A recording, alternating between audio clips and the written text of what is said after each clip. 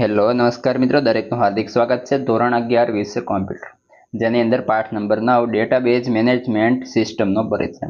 સંપૂર્ણ મિત્રો MCQ solution જોવાના છે. તે પહેલાં ચેનલમાં નવા છો તો ફટાફટ ચેનલ સબસ્ક્રાઇબ કરી તમારા તમામ મિત્રોને વિડીયો શેર કરી દેશો. આપણે ચેનલ પર તમામ વિષયના સાહિત્ય સોલ્યુશન સાથે ઉપલબ્ધ છે. જોઈએ પ્રશ્ન નંબર 16, જેની અંદર હેતુલક્ષી પ્રશ્નો, જેમાં પહેલો વિકલ્પ છે ડીબીએમએસ શું છે?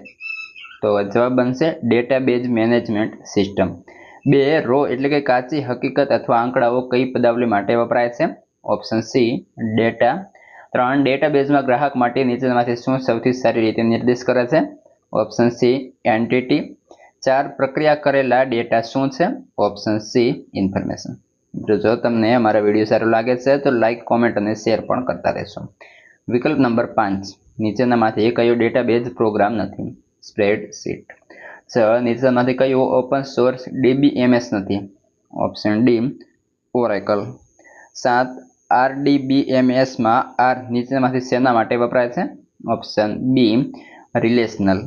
8 ઓપન ઓફિસ સ્યુટના ભાગ તરીકે ઉપલબ્ધ ડેટાબેઝનું નામ શું છે? Option B base. વિકલ્પ નંબર 9, નીચેનામાંથી શું બેઝ ડેટાબેઝ ફાઇલનું ડિફોલ્ટ અનુલંબન હોય છે? Option C ODB. ત્યારબાદ 10 નીચેનામાંથી શું બેઝમાં ઓબ્જેક્ટ તરીકે જાળવવામાં આવતું નથી? Option C charts. વિકલ્પ નંબર 11, જેની અંદર સંખ્યાનો સંગ્રહ કરવા માટે કયો ડેટા ટાઈપ વાપરી ન શકાય? Option D date. ત્યારબાદ 12 બેઝ ડેટાબેઝમાં ઇમેજનો સંગ્રહ કરવા માટે કયો ડેટાબેઝ વપરાય છે? Option A binary.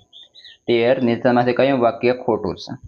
Option D એટલે કે પ્રાઇમરી કી હંમેશા ન્યુમરીડ ફિલ્ડ હોવું જોઈએ. આ હતા સંપૂર્ણ તમારા ચેપ્ટરના એમસીક્યુઝ.